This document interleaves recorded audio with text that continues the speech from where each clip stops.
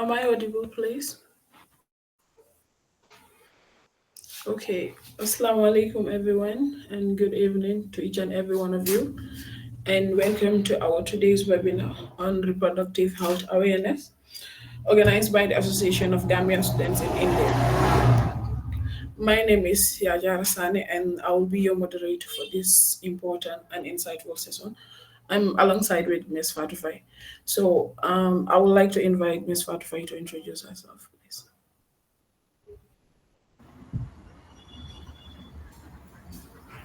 Well, hello once again. Good evening, everyone. And here I am again, Fatifai, the Deputy Education Minister, and I'll be co-hosting alongside with Miss Yaja Hassan on this wonderful event. Thank you. With that being said, I welcome you all to the first ever webinar of the 9th Executive Council of the Association of Gambian Students in India. This marks the beginning of a series of intellectual engagements, but also the fulfillment of our promise as the slogan of the 9th Executive Council, Walk the Talk, by creating meaningful platforms for dialogue and learning. We're especially honored to have with us this evening in in India, and this afternoon in the Gambia, a distinguished personality whose wealth of knowledge and experience will guide and inspire us in this session. So I wouldn't disclose the name since we have our hosts to do so. That aside, I'll say this webinar is a reminder that leadership is not about positions, but a collective growth. As Gambian students in India, our journey goes beyond the classroom. It extends into discussions like this that we're about having, where ideas meet experience and where vision translates into action. That being said, I invite each of you to engage actively, to ask, to share, and to learn, for together we are not just students abroad, we are ambassadors of knowledge, culture, and progress. On that note, I welcome you all to this historic first webinar of the 9th Executive Council, of course, the Association of Gambian Students in India, and may it be the first of many more fruitful conversations to come. That being said, back to you, the moderators of this said session. Thank you very much. thank you very much, Mr. President. Okay, moving forward. Um, I would like to give a quick review about the webinar, about the topic that we will be discussing today. So this webinar is designed to educate Gambian students in India on key aspects of reproductive health, such as contraception, sexual health, STIs, which means sexual transmitted infections, and mental well-being. It aims to provide culturally sensitive and evidence-based information while creating a safe and interactive space for learning and discussion. So, with that background set, let us move on to the most important part of today's session, getting to know who our speaker is. Ms. Fadufai, can you please tell us who our speaker is for today's session? Some people heal with medicine, others inspire with words. But once in a while, you meet someone who does both. A man whose hands save lives and whose voice uplifts communities. Tonight, we speak of such a man. From the crowded halls of Edward Francis Small Teaching Hospital to the modern space of Innovax Global Health to the caring doors of Westfield Clinic, his touch has brought healing and his presence has brought hope. Yet his impact does not end in hospitals, nor it echoes across platforms. Through Campe Jambar and the Male Vitality Project, where conversations spark, change, and awareness save lives. But beyond the stethoscope and beyond the scalpel lies a leader, a mentor, a coach, a community builder. He founded an international Islamic online community. He lends his time as a life coach, and he carries one's belief deep in his heart. He carries one belief deep in his heart. Health is not just about the body; it is about empowering the soul. He has proved that greatness can be nurtured right here at home. A proud graduate of the University of the Gambia, a surgeon, yes, but also a teacher, a motivator, and a voice for men's health across West Africa.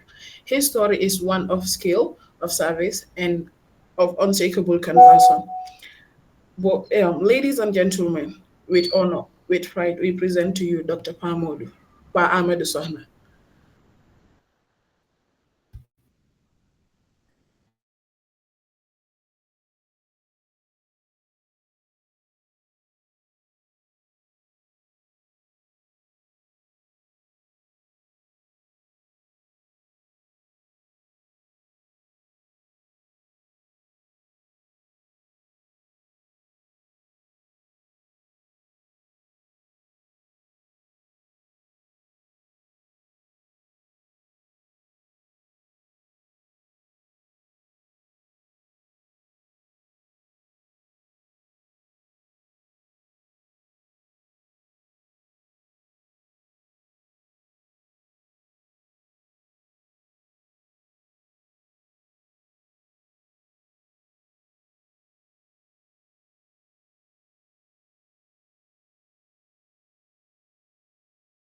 Mr. Sohna, I guess you started talking, but you are not audible from our end.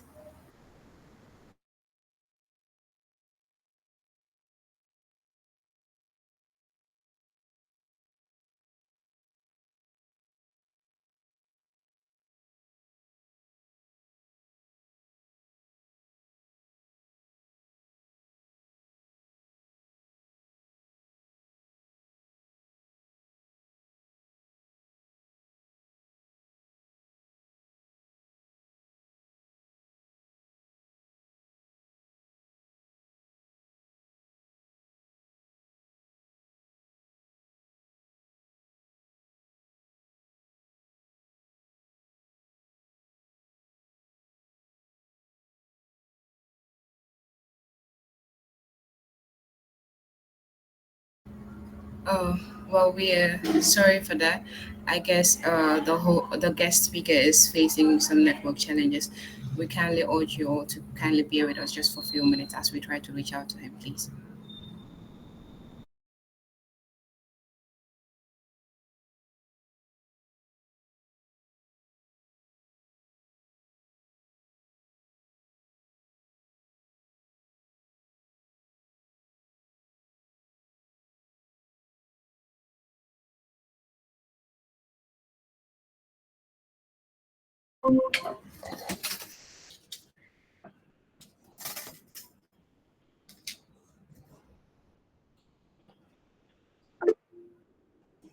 Hello, are you here now?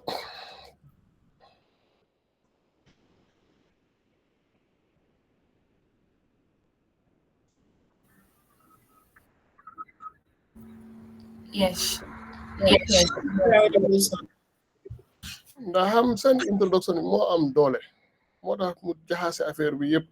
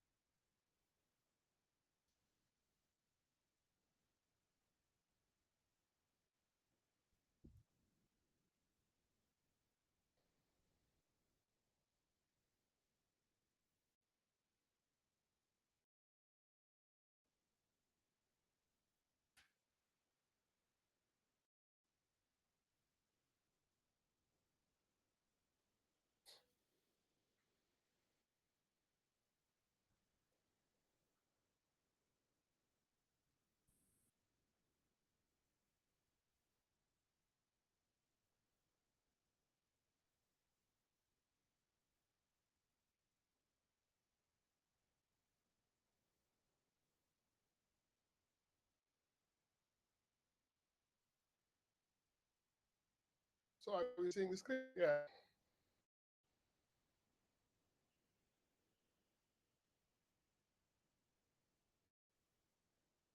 good.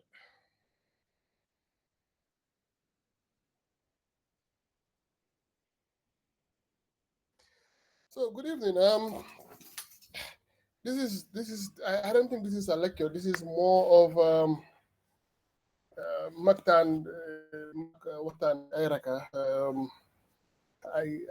I try to make a brief presentation then we can have more of just a general discussion at the end of the day. And I think if that works well for everybody. Like you guys said, the introductions came earlier. I am Amadou.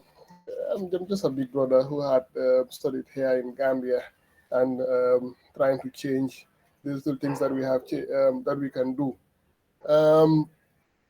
Reproductive health is generally a very big area to talk about. There are lots of things that we can talk about and we wouldn't finish in one session. These are things that you can do in a whole semester, or you can do it like a degree. So just generally talk about why it's important. You are students studying far away in India. Um, the reason why this is important is because it is for your personal empowerment. You have to know yourself, know your body, and know your general environment. Again, this gives you better academic success, and better academic success means that you can also have a better relationships with among your peers in terms of sexual intimacy as well. And again, starting from home, going out to the environment, this helps a better community impact.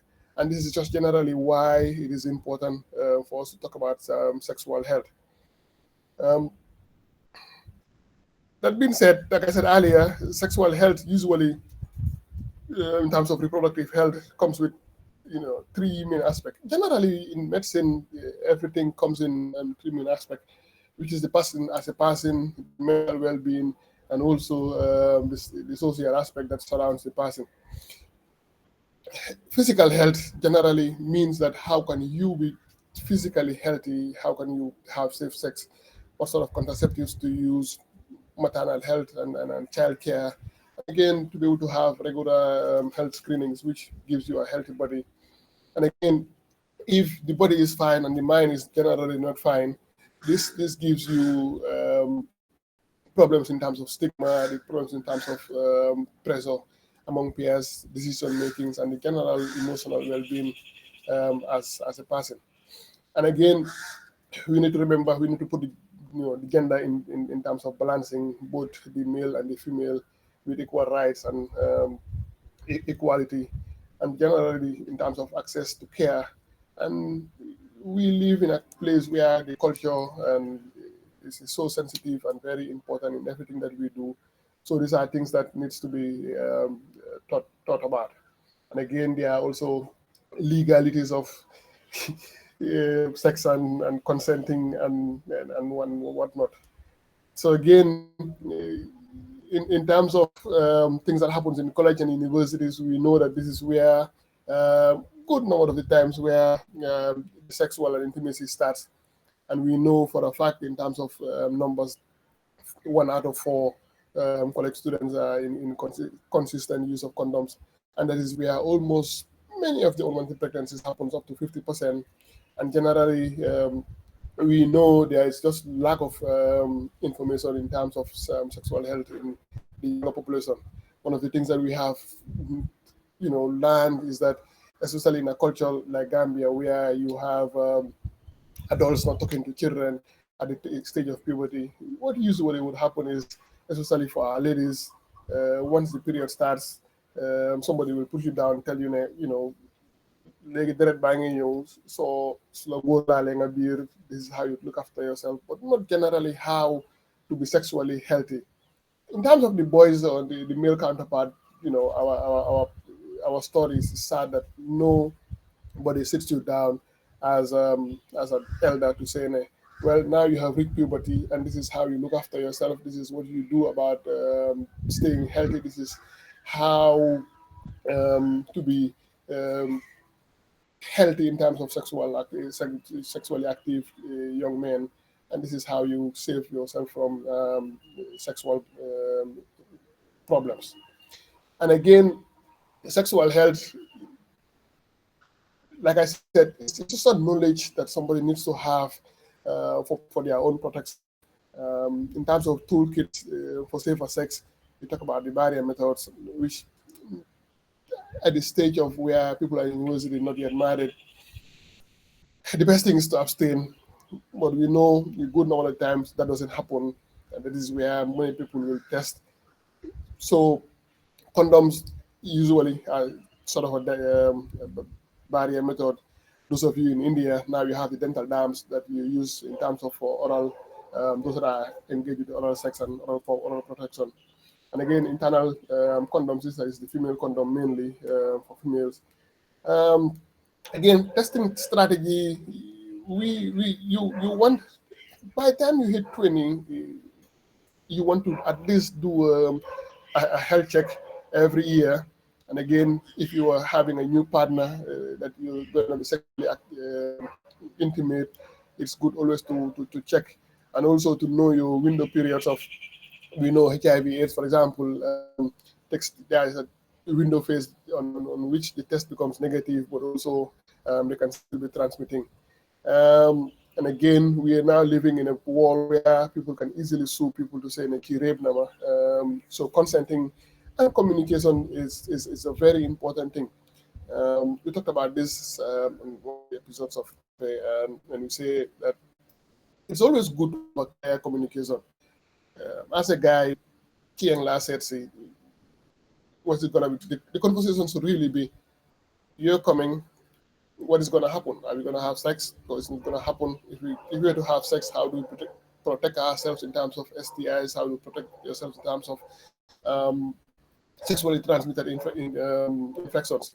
And again, you talk about the fries model where it's still giving it to you freely. You should also, you can at any point saying it, oh, I'm uncomfortable, I'm stopping, even if there is an erection. And again, informed decisions means that whoever you're having sex should be able to understand what the legalities and understand what the person is getting into. You can't have a 40-year-old, for example, having sex with a 16-year-old. That's never an informed consent. And enthusiastic in terms of whatever circumstances are, and also be specific with what you're doing before anything happens. Not also wait when at the end you're already both aroused with your emotions and to start having these discussions. You're always better off having the discussions before you engage, or before whoever that you're seeing comes over. And again, you talk about contraceptives here, more detail. The most effectiveness in terms of spectrum, no contraceptives really is 100% going to prevent you from getting pregnancy. However, you've got up to 99% for copper IUDs and contraceptive implants, and the implants are the ones that they put under the arm. Sterilizes is doing a vasectomy for a male, and also tubal ligations for a woman. Again, highly effective. This is between 90 to 99%. The injectables, more the depot that you use, some for a monthly, some every 3 months, and also the birth control pills that it's a perfect use. The problem most of the time is having to take at the same time every day. Some people tend to forget. And again, you have the contraceptive patches that you based on your skin, or you have a ring. This is more for men. And again, people who are not married, who are looking after birth control, the condoms, both the male and female. Again, with that, the effectiveness really comes down to up to 70%, because again, we have known for a fact that a lot of people are not taught how to put on condoms. For example, you get to a point where condoms break the process.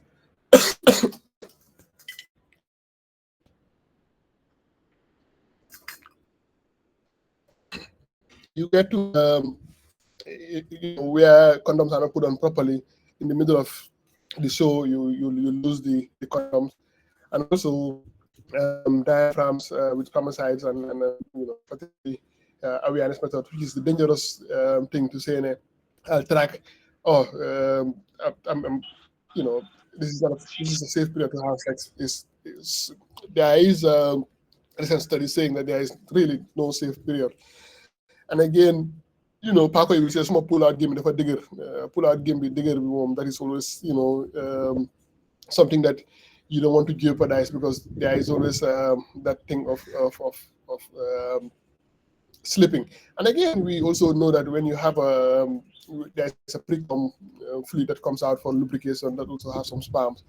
Um, Not doing your contraceptives, emergency contraceptives plan B, which you can take up to 72 hours. The new ones like the LI can take up to 120 hours.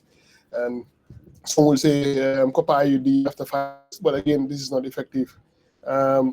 Really, the best contraceptives that one can take depends on how they are as a person, what do they want, how long do they want to keep on with the usage, and also the most important thing is just consistency in terms of whatever method that you're using. And we should also know that there is contraceptives to avoid pregnancy, but again, what are you doing in terms of the sexually transmitted infections, things that you need to put hands to in terms of for safe sex. Talking about that, you talk about maternal family planning. Again, if you're ready to get pregnant, for example, there is a pre-contraception wellness that just to plan for pregnancy, to say, well, I want to be pregnant in the next 6 months. I have planned for this, and I need to be ready in terms of my body. Again, most of the time we focus just for the ladies, giving them the supplements of folic acid, managing chronic conditions like hypertension, diabetes, lifestyle optimization, and health screening and vaccinations. But again, also for the men, this is something that people don't really talk about. You want to have this, which is taking supplements, for example, keeping fit and exercising regularly. That also helps for healthier sperm quality. And again, family planning considerations, especially now this generation where you have both the male and female, with the guidance and education, we need to consider those facts. We need to consider those facts. And again, we are also living in an environment now where you've got they can be meeting, having lots of pregnancies and having a lot of children is not advisable as it used to be for the older generation. So at least have 18 months spacing between pregnancies. And again, you need to also know that what is your financial and social support that you have, what it means, how many children can you afford. It really needs to move from quantity of children to quality of children, and again, also by the different support that you have. Again, thing comes with shared decision making between husband and wife to say that this is what we can do, this is how best we can look at children. So let's have 2 children rather than having 5 children.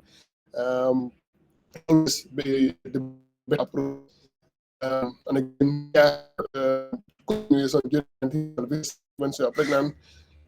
Gambia, for those of us in Gambia here, we have one of the best antenatal services throughout Africa. That is something that we really have to be proud of, despite all the problems in Gambia. And again, services for safe delivery, getting to go to hospital in terms of skilled attendance and emergency care, payment in a very respectful way. And again, one of the things that people really don't look after our women and our sisters in terms of mental health support. Because often the time, the stress of pregnancy and all it takes really take a toll on our women, and we tend to not to put an attention to that. So we need to support them. In some parts of the Arabian world where so you just push present, so you just little payment like an allowance just for that, make them feel better.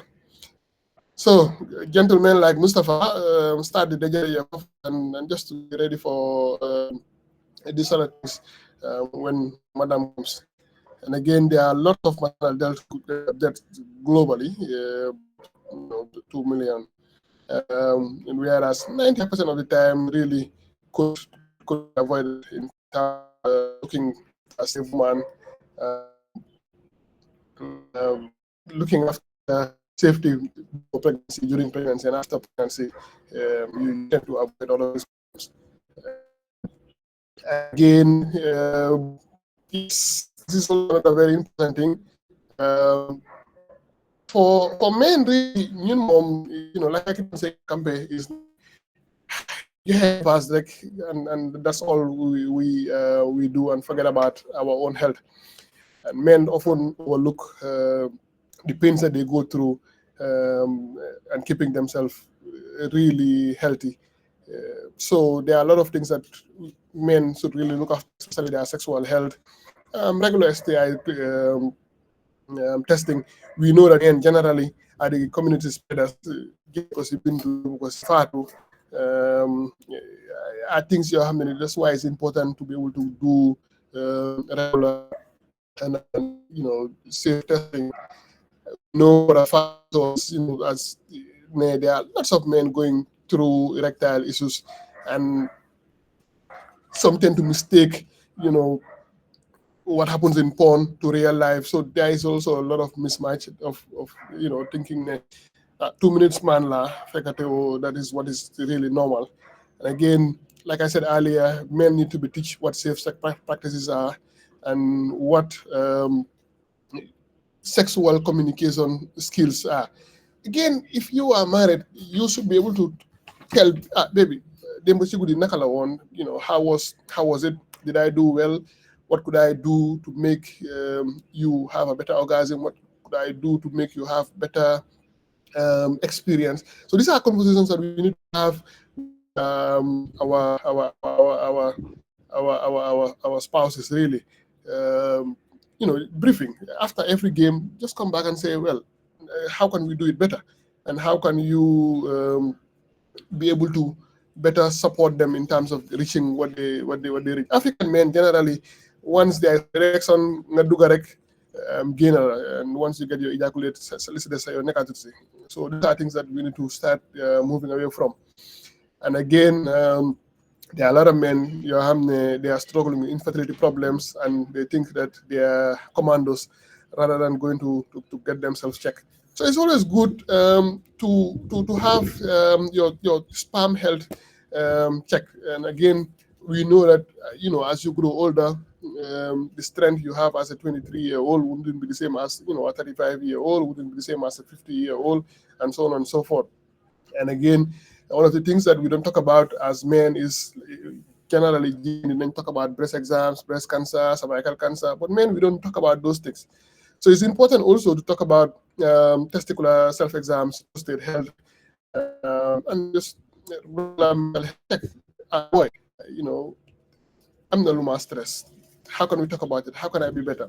Sometimes you just explode and vent to your brother really helps in terms of these things. And men, we don't talk to each other like our sisters will do. Rather than talking about it. So these are things that we just have to move away from to be able to have a healthier men, really. Toxic masculinity. Digital be what I buy in Parkway. We are human beings, and we need to be able to talk to each other and to break those things. You could be you could be able to talk to people and be vulnerable. If not your partner, maybe your brother, somebody you can trust to talk to. Generally, men are generally the heads of the house and the alias of the family. So sharing things needs to be done. Sajabar su dem lopitan nga and mom and have to be part of the discussions in terms of whatever that needs to be done in terms of her care. So these are things that usually will advise men to do, to be honest.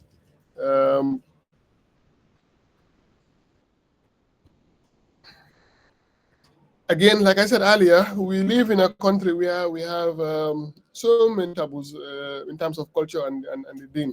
So that keeps people keeping quiet. there are two arms. For men, for example, dog is ben pako bo xamne ni, somebody will look at you, to tell you, ne boy, we know ne now starting the cheese, starting the talk to women. This is how you keep yourself safe. This is how you put on a condom. This is what you do. This is how you are fine. And again, of course, because like we said, we live in a Islamic country. We live in a culturally um, bounded country where we don't talk about certain things. But this also leads to jange from the porn, jange from the internet, and often at times what they get that information is not really what the truth of the matter. Misinformation of lack of communications, like I said, you get it from so many places that are unreliable. So it's good, we need to talk about it to each other.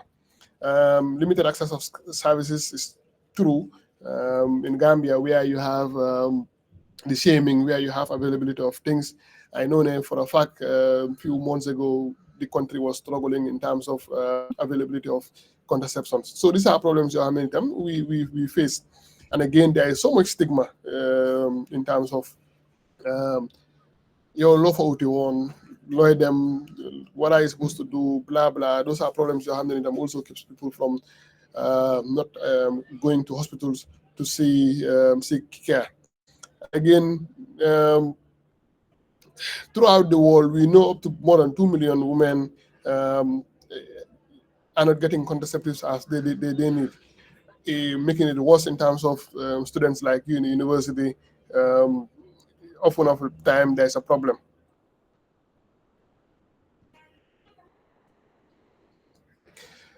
So again, empowering. The reason why this webinar is important is just to empower you to have informed choices, comprehensive sex education, community programs. Yes, there are a lot of things in the internet that can help you.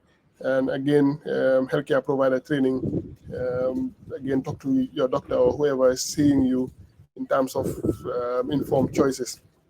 Access to service, just to make these things avoided, really user-friendly, especially in Gambia here, where you're shamed if you want to do certain things, say your neck would say blah blah, but you rather do it safely than shaming somebody else. And again, dialogue. You just need to be open. These are things that we need to talk about in terms of community. Again, right-based approach. It's a fundamental human right for people to have these things help. And again, there is no discrimination in terms of policies and legal protections. Reproductive health is not just avoiding disease, it's about living a healthy and dignified, empowered life generally. This, like I said earlier, it's more just a discussion. I wouldn't go around talking about every health condition. This is just to trigger the conversations. Again, your role as university students, most of it we've said, in the previous slide, take charge of your reproductive health, because if you start having all these problems, it can affect you as a person. Talk to each other in terms of peer health educations, and the university campus advocacy is already what we're doing here.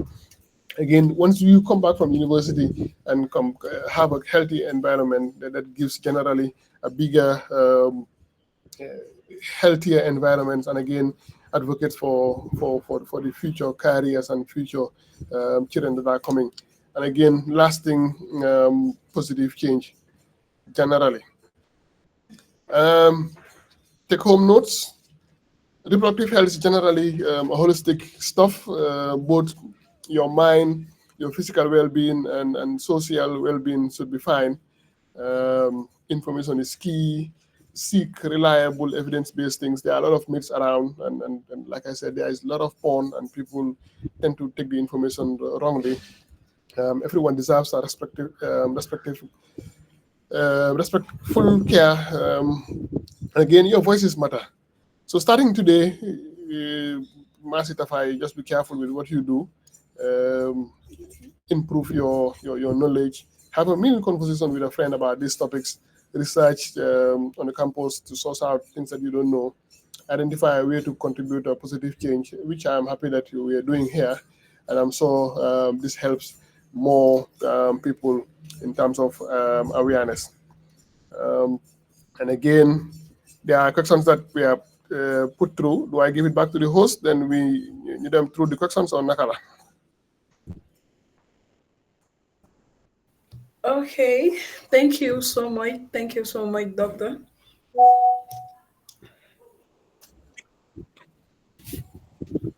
Am I audible?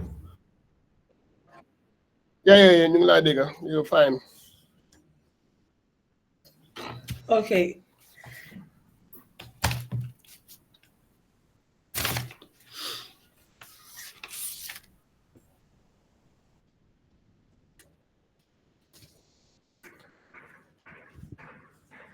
Okay, thank you so much, Dr. Sona. We really appreciate the knowledge you have shared with us today.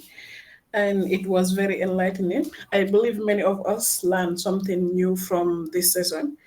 And now this will now take us to the question and answer session. Hamna, I will read out the Mhm. questions for you and then you will go ahead and answer them. Well, I think that might work better. Okay, the first question. People do say if I go to the gym and use certain products like protein or creatine, it affects your reproductive health. Is that a myth? I mean, it's a myth. But generally, um, proteins and creatine is one of the most studied substance in the world right now. Um, but it has nothing to do with reproductive health. It's a myth. But there is a big but that I will put on there. We need to understand that the human body is divided into three different bodies. You know, I'm so in biology in high school, we all know the ectomorph, mesomorph, and endomorph. So when you go to the gym, you need to understand that you need to understand your body, the type of body you have, the age you are, and what your goals are. Again, if you go to the gym, like me, a mesomorph, for example, with fine cuts and fine body, you don't need proteins, for example, if you want just strength. But if you want muscle bulk, protein probably will help. But again, if you're living in a Gambia where we are protein starved, because from making a kilo for $500, buying fish is also expensive. Yes, the protein shakes will help. And again, if you have a big body, big muscles, and you just want to get in shape, proteins really wouldn't help. You need to also understand that these things that we put in our bodies also have effects to our kidneys and our bodies in terms of the longevity.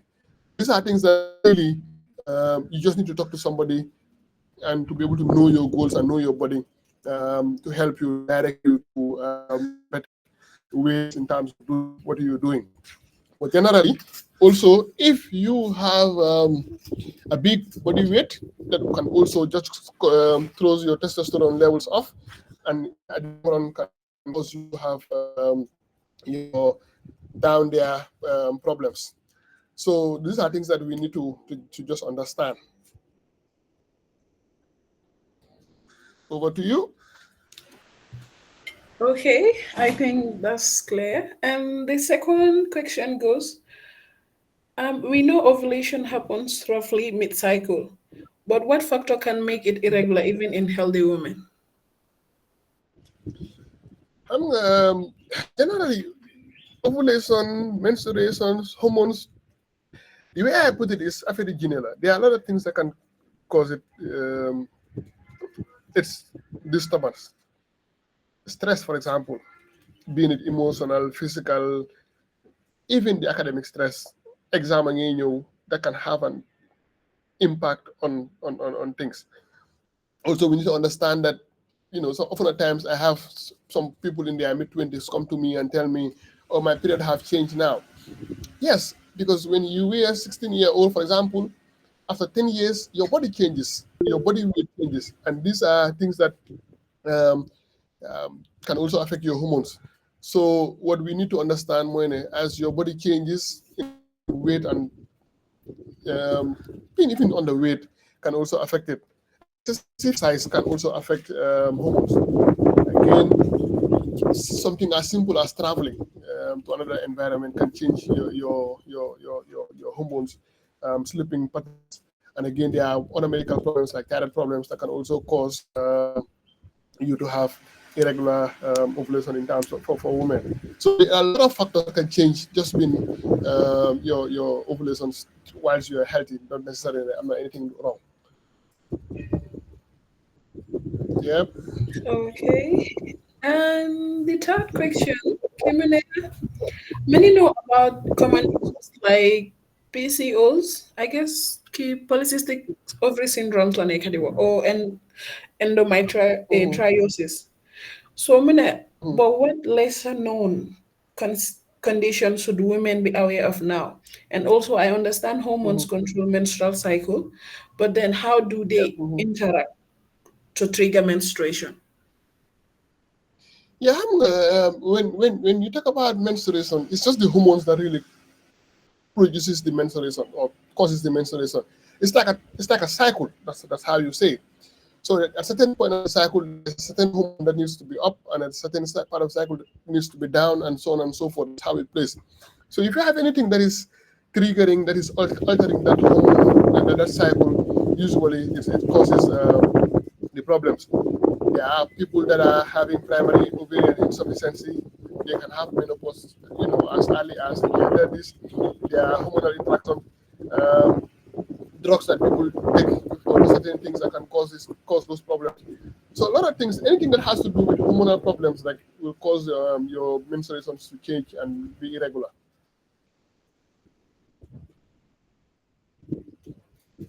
Yep. Okay. So the next question is, okay, Somebody was raising their hands.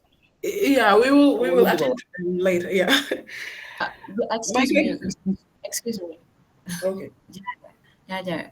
Yeah, yeah, yeah. We can invite those people who have raised their hands because the questions on the form are like 20 plus. So we can just invite maybe two or three, then we will continue with the questions from the form. Okay, no Did you say problem. 20 plus? Yeah, 20 plus, Yes, man. it's actually 22 currently. No, it's action, okay. 22. It's okay. Ah, Yan boy, you for answer, Hannah. no, no, we All right, just let's want to go. clear our doubts. Okay, Babu Karjaju, please, you can come.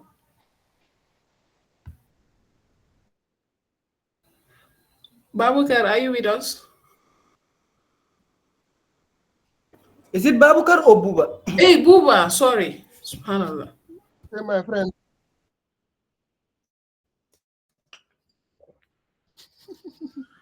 Buba, are you with us? Okay, I think Buba is dealing with I think he's net, Jared. network right now. I don't think there's anyone who raised their hand yet, so we can just continue with the questions from the form, and then later Okay, we'll. all right. And the next Well, I question can hear me. is, oh, Hello? Manya. Yeah, hello. Yeah, that's Buba. Okay, Buba, Yes, you raised, the first question, I thought I had something about creatinine. yeah. Okay, in terms of the reproduction, Dr. Zona, thank you. You know you are my younger brother, so but you did well, All huh? right. Thank you, sir. Yeah, about the creatinine part, what he said is okay. I think the only thing I need to add on that, probably like with exercise, there is high chance that it can raise the creatinine because the muscles can produce some of that. So the creatinine in itself doesn't really affect the reproduction. But then maybe certain exercises, if it is done excessively, it can actually affect the hormone levels and other things, which can affect the reproduction. and sometimes that may actually contribute to fertility issues sometimes. Like for women, maybe certain exercise is excessively, particularly athletes and other things. It can actually it can actually cause this kind of reduction in terms of their fertility levels. That's the only contribution I have. Boy, well done, huh? Thank you, Mr. Officer. Okay, thank All you. right, but yeah, thank you. All right. The next So question is, Buma was my classmate. We sat next to each other from I think from year one to the end of the show. oh, It's important that he came in to put his butut. yeah. I appreciate that. Yeah. Okay. All right. So the next question is, if someone is addicted to sex or porn, is there any medicine he can without it affecting his reproductive health? I guess he wanted to say if there is any medicine he can use without it affecting his reproductive health because he's addicted to sex. He or she. Yeah. So generally, there is no safe medicine per se for this that would not affect somebody's without affecting their sexual health. Because most of the things that they use is that something to suppress their sexual health. The safest way, really, in terms of porn addiction, and which is a very big problem, and I'm saying that it's one of the other has to do with porn, is really therapy, counseling, and habitual change. So therapy mean fasting. Yeah, habitual change, fasting is part of it. Um, Getting somebody as a professional to see you, to talk to you, and help you through is one of the ways to sort that out. But generally, medications doesn't do the work. Again, habitually, what you do is just to try to change your pattern. If you know that you're okay and you are alone in a house and you're tempted to do this, you better just avoid being alone and be in the company of people. So there are a lot of things that you can do if you're a Muslim, listening to Quran, fasting, and talking about it with somebody really just helps you. We now live in an environment where now you can have it on your phone. It's easier than what it was almost 20 years ago, that you have to go to internet cafe to be able to get some internet. But that makes it more difficult now. But again, it's a habitual problem that you just need somebody to help you with to go through it. Okay. Okay. So the next question is, what causes scratching? That's where he or she stop. Scratching. I guess. Yeah, maybe scratching You're of the. okay, I see I'm scratching because something is irritating my skin. Is it that scratching you're talking about? So I guess the person wanted to say what causes scratching of the private parts because we are talking about Yeah, say sexual health. reproductive. So muna amlola bugwanga. So what causes Yeah, scratch? so the commonest cause really is just allergies. Really, we know for a fact if we talk about the female, especially, it comes in two phases. We've got the the, the ladies who haven't started having sex, and the ones that are already sexually active. We know that there is pH problems. We know that there is normal, what we call normal flora. That is the vaginal area, and the perineum has a normal bacteria, and that is the normal flora. And again, pH means the secretions changes in terms of the acidity from time to time during the cycle. So sometimes you have a high pH. This is by the time you get just after your fertilization, before periods come, that can cause the pH to be up and down. So these are times that when the pH is up, it can cause to burns and can cause itching. That is one of them. Um, for the sexually active women, the commonest problem really is fungal infections, vaginal candidiasis, and again just allergic reactions. Again, some people have much more sensitive skin than the others. So the type of pad you use is important. The type of pants you use is important. So those are things that you need to look after. Again, keeping hair in terms of when it is in a cold environment to a heat environment. So these are things that will change the environment down there and can cause itching. So if you are sexually active, infections could be the problem. So keeping it clean and keeping yourself clean is one of the most important things. That gives me the point of douching, where you have now this generation doing all sorts of things, putting things under their private parts in terms of cleanliness, in terms of giving a good sense. These are things that kills the normal flora and can cause these problems of the pH problems, and that can also cause even the normal flora from dying off. So these are things that you just need to look after. If you are not sexually active, you hardly will have an infection down there. So mostly it has to do with just the pH changes and hygiene problems.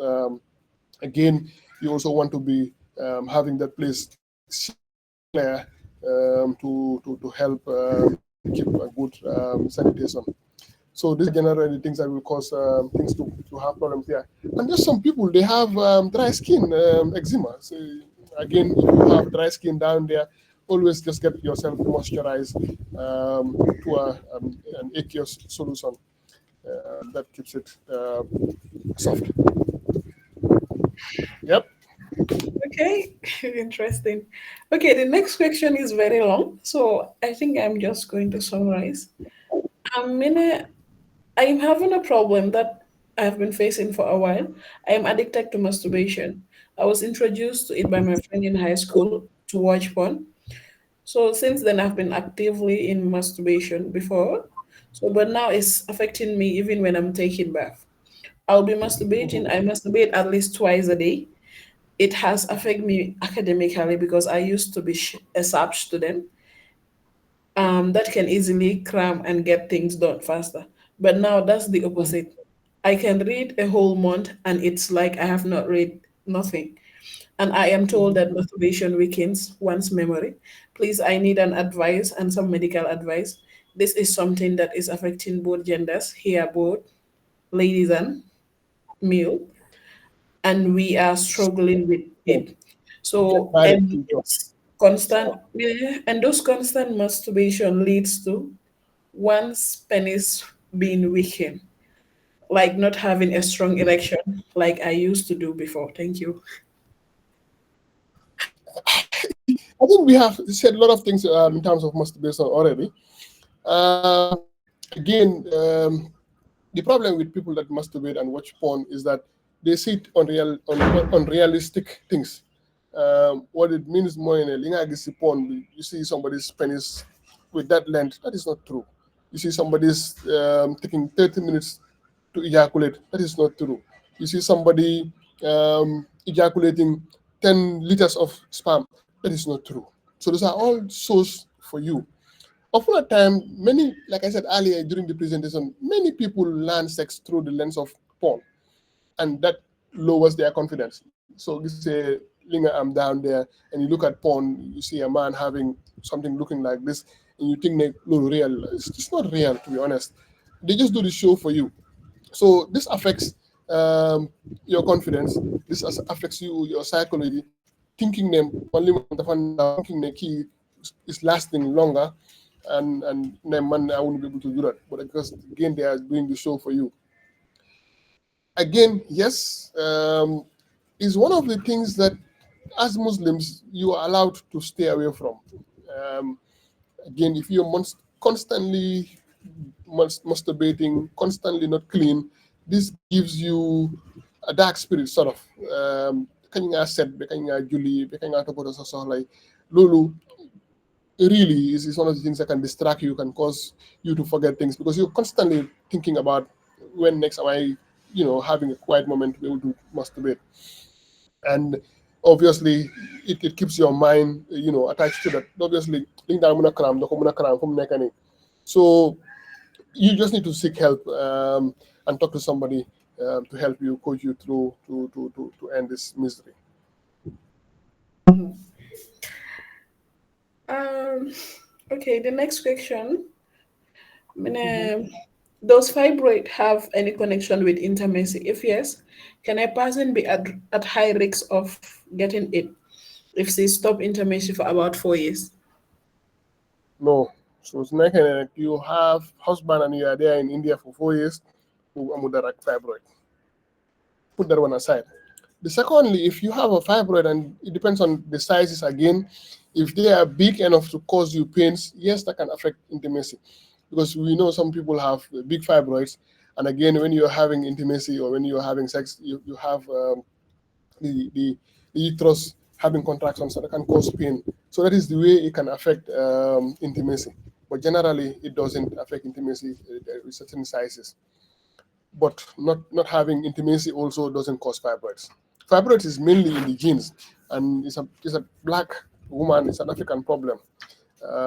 So up to 6 out of 10 women in Africa will have a fibroid diagnosed or undiagnosed. Okay, thank you so much. I would like to call on Ms. Fatufai to read the rest of the question. No. Ms. Fatufai, please.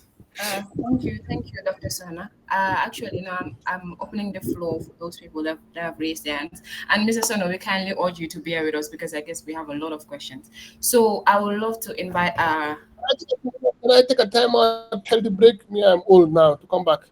How much time do you need? 5 minutes. I'll be back soon. Okay, no problem. Or less.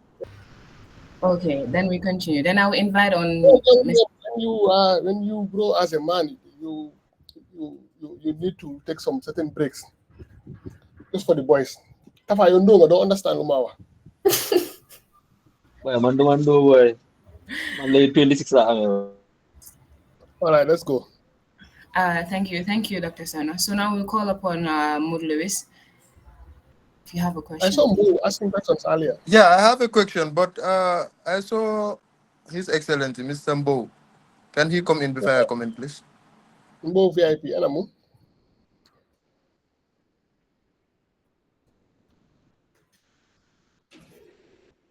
Seems like Mo is not around. Okay. Okay, So can I go ahead then? yeah, please go ahead. Okay, no problem. Assalamu alaikum, Doctor. I am Modu Lewis, the Vice President of the Association of Gambian Students in India. So for me, I always say, as a man, walum udjobodu is very important. So there is this thing they say, I don't know whether it's a myth, I don't know, but if you are used to training frequently or going to the gym, you take certain products like these drinks, you take these energy drinks. And when it comes to home, this stuff and all of those things, they usually say it affects your reproductive health. So for me, I want to ask if that is really true. And if it is, what are the products we should avoid? And maybe some of the recommendations of the products we should use to improve it. Yeah, thank you very much. Yeah, I mean, generally, one of the biggest enemies for the for the manhood, as they say, is sugar. And as we know, the energy drinks in the Gimbi, it's really just sugar with chlorine. This is usually to help boost up your glucose level for the gym. So eventually, in the long run, that is how it affects your manhood. Again, yes, the safsafal are mostly salt contained, and salt contained means that it's going to a point where there is salt and water. High blood pressure start coming up. Once the high blood pressure start coming up, again, this affects your health generally and also impacts your manhood. In terms of semen quality, as I said earlier during the presentation, exercise is one of the things that helps with that. But the most important thing is that avoid the ego lifting in the gym and do what your body needs. And usually you are fine. The exercise minimum keeps you fit and healthy in terms of so many things. So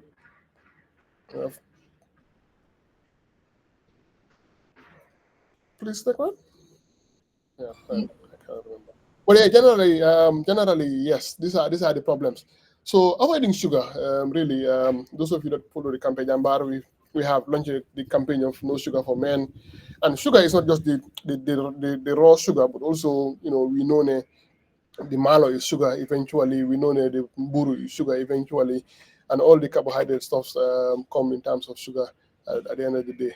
So staying healthy, exercising, and watch what you eat, and at what time you eat it is what is important. And especially Modu, you boys that are there, you're supposed to be cooking for yourself. So if you're cooking for yourself, means that you're cooking healthy. Thank you, doctor. So his follow-up question was, what about coffee? Yeah, I mean, caffeine is generally there is just a lot of myths about coffee. If you're taking brewed coffee without sugar, it really doesn't affect your body. It helps in as much as anything than causing problems. When I coffee be for 10 spoon cubes of sugar is where the problem is really. Okay, I guess his questions are answered now. Now we call on Madam Aissatou Jata.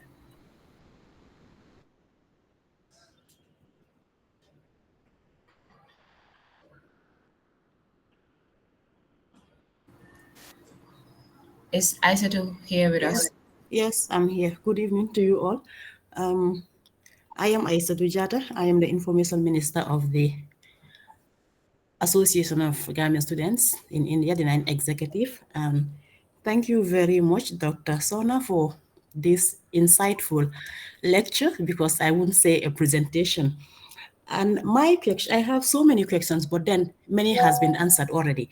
So the few that I have, I think I'll just ask two or three questions. One is, how do culture, hello? Yeah, go ahead. How do cultural beliefs and societal norms impact reproductive health services? And the other one is, what are the biggest challenges you face in your work related to reproductive health? So the other one is just a closing question, that is, what resources or support networks do you recommend for individuals seeking information on reproductive health, and what action can participants take after this webinar to promote reproductive health in their communities? So, like I said during the presentation, I think you will have to remind me of the other questions. But culturally and religiously, we live in a country where we call ourselves Muslims. 95% of us are Muslims. So we didn't believe you're not supposed to have sex or anything related to sex until you're married. So anybody who's not married and have things to do with sex and wants to achieve or wants to get something that has to do with sex, that is where the taboo comes. You're Lucy Sayon, Lloyd F. Me. So that shies away, especially the younger generation, from seeking help because they're afraid of being discriminated. So those are the challenges really that we get.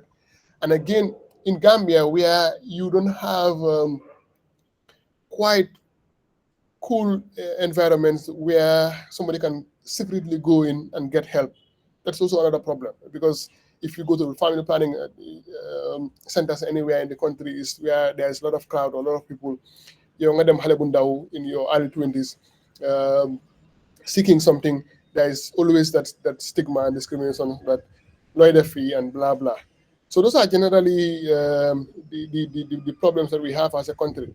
Again, I have said earlier, we also live in a country where a lot of things are sometimes monkey. There were months that here we didn't have any sort of contraceptives in the whole country, and this is a problem.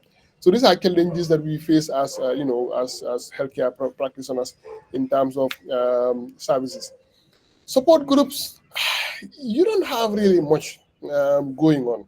Again, this is why some of us um, spend all the time we have in terms of talking to people in various networks and in various platforms to help with this awareness. So these are things that I will challenge people like you, set up these groups. And again, if you need guidance and support from us, again, our doors are all all the time open to help. So generally, I think, I don't know if you have the answer.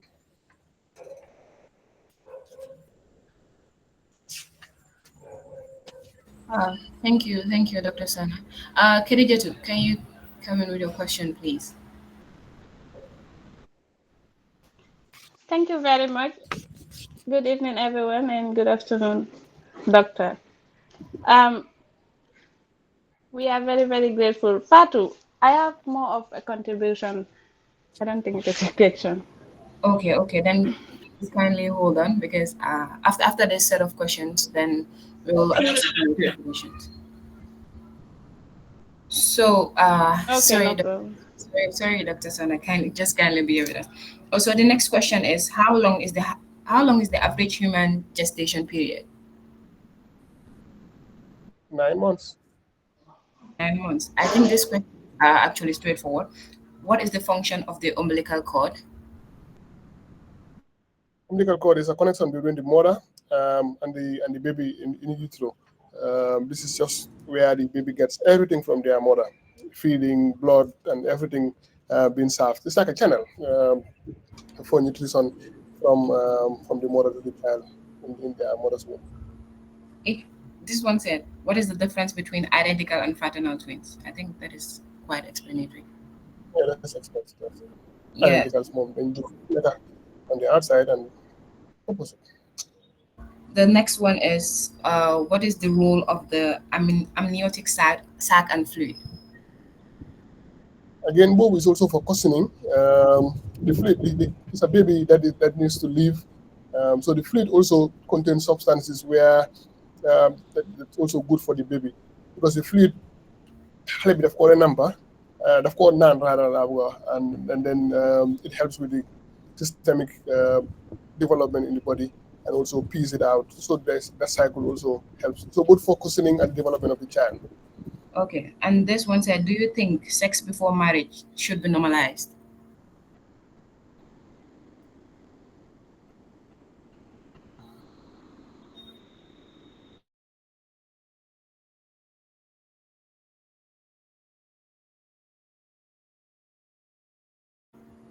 Is it only me or is it his network? I think it cuts across. Yeah, he's not audible for my end either. The network is from his end, I guess.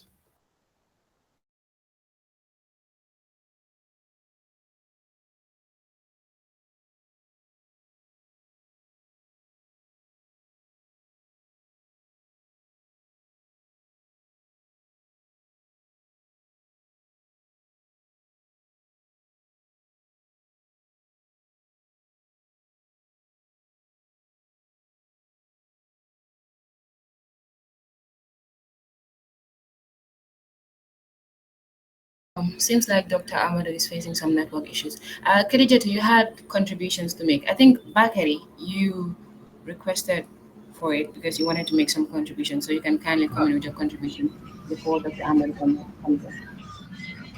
Yeah, good evening to you all. I am Bakari Mane from Gambia and a student in Indonesia currently. So I am I'm invited by YS Cham in this event. I'm part of the first executive of the Gambian Student Association in Indonesia. So I deem it necessary to join you guys and see how you are working, how you guys are doing your association things to learn from you, because we are the first executive of this our association here. So that's why I joined. And later I would like to have word with Mr. Sohna or Dr. Sohna if possible.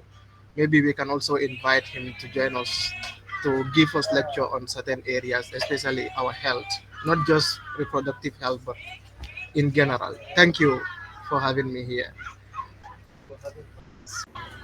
Thank you so much, Mr. Bakari Mane. I think later we'll have discussions on that, and then we'll provide his contact to you so that you can do the necessary communications. Khadijatu, if you're still here, you wanted to make a contribution, kindly come in, please. Okay. I am back. Now we just give it to us.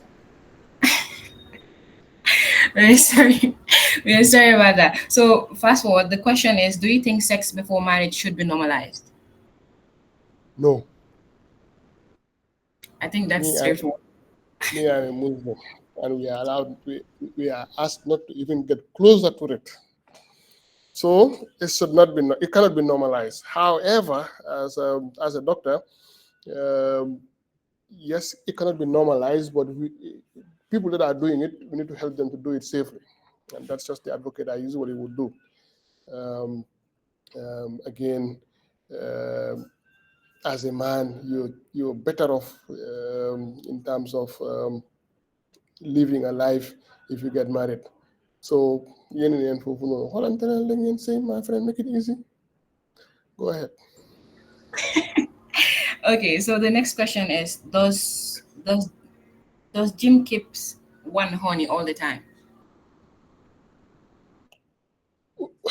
Yes, there is there is some few papers I've read some, I think about years ago or something, that says that it gives you a healthier hormonal balance, and once you have a healthier hormonal balance, that also contributes to you needing the regulations, and having regular orgasms usually helps. And again, if you don't have it, the regular orgasms is what makes you honey. Okay.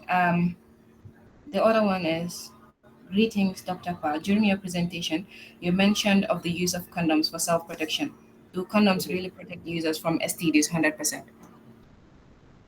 If put on properly, not 100%, but up to 98, 99% can keep you safe. If you put on a condom, for example, it only gets to the tail of the penis, um, means that if there is, for any reason, you have an injury, um, let me just say it clearly. Sometimes they have money, accident, had a shave, had a prepare before they come. And whilst doing that shave and anxiety, we munga am ganyu in the heat of all of these things, if care is not given, sometimes you can get an infection through that little cut that you've not seen through. So that is where again these chances come again. So yes, condom is good barrier method that can keep you, up to, like I said, 98 to 99% safe from STIs. And the other one said, is it true that when a man erects and doesn't release, he will have a stomach ache or stomach pain, something like that? Yeah, I mean it's blue balls. So what happens is once you erect or you are sexually excited, and it's like a crescendo. You're going this way, up, down. So if you go up and don't come down, it takes a while, but it goes. The pain usually goes away on its own. Yes, that happens. Um, this definitely it happens not just to men but also to women. If you are sexually aroused and you haven't reached climax, that also causes pain. That again reminds the men, if you are having sex with a woman, remember to also look after them, to make sure that whatever that you are getting, they're also getting, because they can also be in pain. Okay, and this one said, do you have any elaboration on the hymen of a female child? Hymen problem we won't because not everybody to start with is born with a hymen. Um, Hymen is just a small sac of blood at the canal of at the canal of the vaginal opening. Again, this is why I don't like talking about it, is the vaginal test or virginity test after getting married. And again, these are things that can break during childhood. I play football, double bicycle, excessive sport. You can lose it without sex, really. But it's just a little blood bag in the vaginal canal. Okay, thank you. And this one said, when it comes to the testicular self-evaluation and prostate cancer evaluation, how do they Mhm. affect men's reproductive health? I mean, the testis is what produces the testosterone, really. This is what produces the semen. It needs to be healthy. If they are not healthy, then you don't get these hormones and you don't get the semen. So what the same way you advise women to do the self-breast exams, the same way we advise men to do the self-testicular exams. So in case someone be just feel them, make sure that they are equal and there's nothing bulging in them. That is how you do that. For prostate exams, really, you need to get somebody to do that for you. Again, once you cross the 30 line, it's just important for somebody to have a look at what your prostate levels are and feed your prostate, and do that regularly as you grow up. When we talk Okay. about prostate, it's also part of the things that helps with the semen quality and production. And as you grow up, it becomes bigger, where you talk about the prostate BPH, or prostate cancer. Once you hit 35 and above, they start increasing in size, and that can cause men generally to need to urinate more frequent than the normal younger age. It grows in size to later life. Okay. Thank you. Now to the final question before allowing contribution or to the final closing remark. The person said, what is what is orgasm? How does it feel?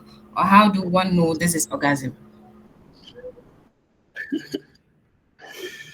So, so orgasm is generally the climax of sexual intercourse. How do you know? How do you know that you've reached climax? Everybody reaches climax differently. Again, at a different time. As a man, reaching a climax is because you've ejaculated. Well, it means that you have essentially gone up and down. For the female bodies, every female have the certain way that they reach orgasm and when they reach orgasm. Some people, again, are different from some other people. Some people is through penetrative sex. Some people is through foreplay. Some people, again, you just need to know your body and be able to tell your partner, this is what turns me on and this is what makes me have a better experience. Generally, this is it. For the young couples that are getting married, sex doesn't just happen in the bedroom. It happens, or it starts during the day, where you help your woman feel better in terms of comfort, and relax towards the debut in the night. Oh, thank you. I guess those are the questions that we have on the Google form. I think one person wanted to make a little contribution here before we go towards the end of the webinar. Khadija, are you still here?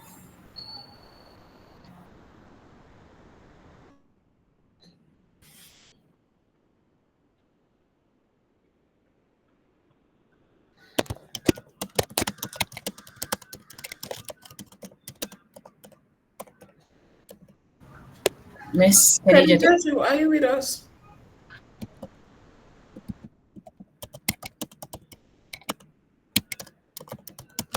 I just left my number on the message, and also my handle for social media platforms. Somebody was asking for that earlier.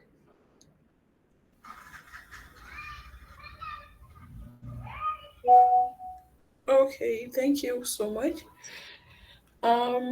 Miss Khadija, I guess Miss Khadija is not with us right now, so we'll move forward.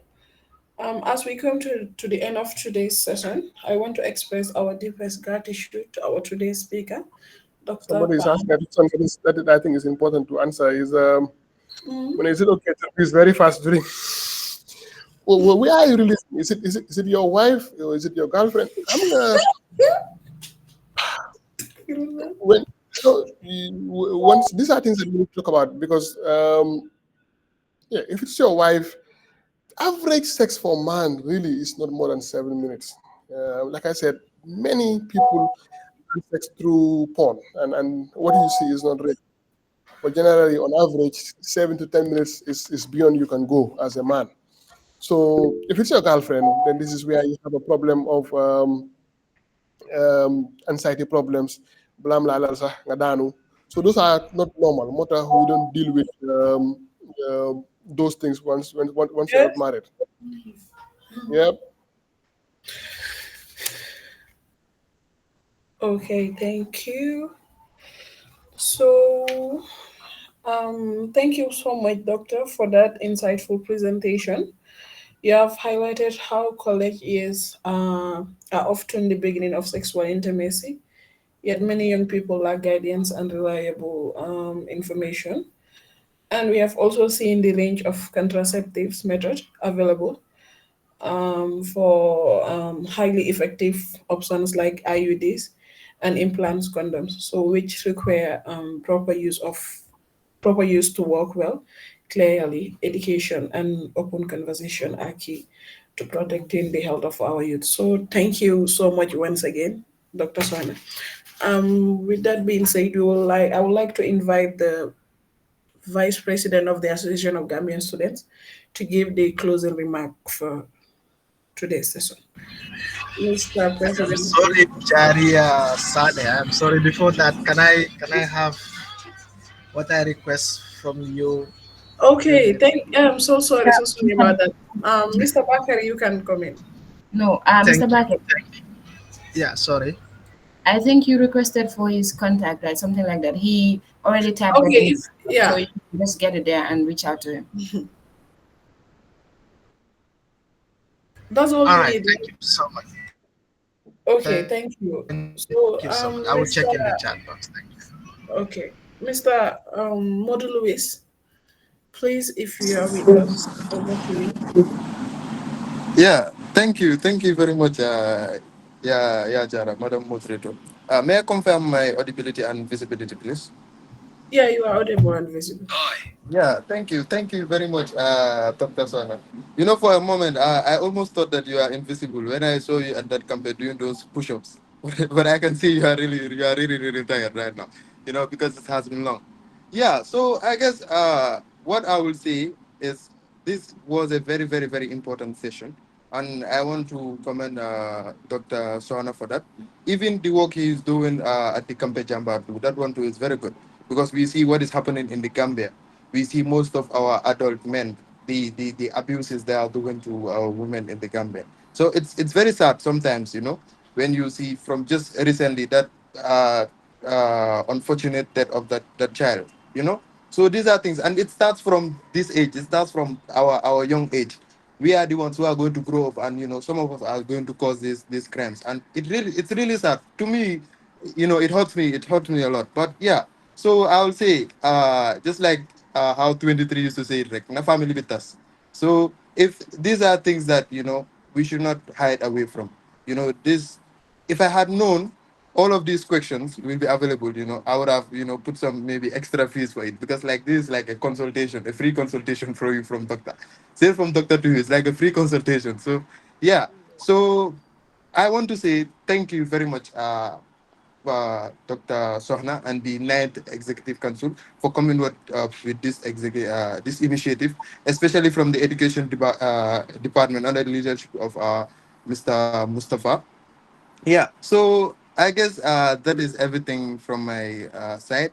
Thank you very much, Dr. Basona. We hope we are going to have you on many more other sessions, you know, regarding this, regarding health or any other thing. You are like a mentor to us. For me, I hear you I'm a, are, I hear you are Mamsira's sister, brother. yeah, I am. I am, yeah. So, you know, as a current viewer of a frequent viewer rather of the Campe Jambar, you know, I guess we can have you, all of you. Maybe one time we can have the whole of the campaign, you know, to come and talk about this, you know, when it comes to health or what is happening in the camp because it's really important. And yeah, we really appreciate you. So I will say, on behalf of the president of the Ninth Executive Council, His Excellency Saji A.K. Jaju, and the entire association of the Gambian students in India, we are really grateful for having you today, and we hope that we will have you on many more other sessions. Yeah, thank you very much. Yeah, and the and our president said, I would just like to use this opportunity, like you know, to all the members that are present here, we are about to start our Gum in Bantaba. Like this initiative, like is to, you know, just like how it happens in the Gambia, how Bantaba happens in the Gambia. Like you name you talk, wahtan about the current issues that are happening in the Gambia, or what about even about what you know the Gambians in in the diaspora are facing. And these are the people who can talk to us. Because if you really want the Gambia, you see there's no filter. From Omar to to Dr. Ismaila and all of them. There's no filter. They say it how it's happening. And it should not be a taboo. Because most of us, maybe, people will not know, but we are doing it secretly. Some are doing it secretly, some are doing it openly. But yeah.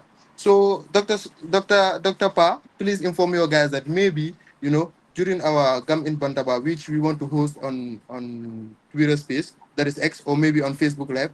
Maybe one time we want to have the whole Gambia on that Twitter space so that we'll talk about present issues that are happening in the Gambia. Yeah, I guess I'll conclude with that. Thank you very much once again. Yeah, thank you. Thank you so much, Mr. Lewis. Now we may allow Dr. Amadou Sohna to give his concluding remarks. Yeah, I mean, to be honest with you guys, it's an honor for me to be here. For me, but I keep on saying I'm just a big brother, and I keep on saying too much. To whom much is given, much is expected from. We have been helped through to get to where we are today, and we just want to make sure that you get there better than what we did or how we did it. And then that is why we spend our Saturday evenings like this doing this sort of things. So it's more of an honor to me than even a pleasure to me being here with all of you. And I hope that this has just triggered conversations that will make your life generally there as students better. And again, yes, our doors are open in terms of going into details of things that you want to do, even if it's not on webinar, like I do with Mustafa Smarakala and so everybody else here to talk about things. You're welcome, and then we just see how much of what we can do. Like I said earlier, sometimes what are not anything that we can even do, and this webinar has also proved that. So thank you guys for having me. It's really a pleasure being here. Thank you so much, Dr. Sohna. They said health is wealth, but as a student in India, we know health is actually surviving on Maggi noodles and chai at midnight. So Model Luis can relate to that. A big thank you as well to every participant who joined us today. Your presence shows that we are ready to create awareness and make informed choices for our health and future. So let's take this opportunity to share the knowledge gained today with our friends, families, and communities alike. Thank you so much once again, Doctor. We really appreciate the knowledge gained today.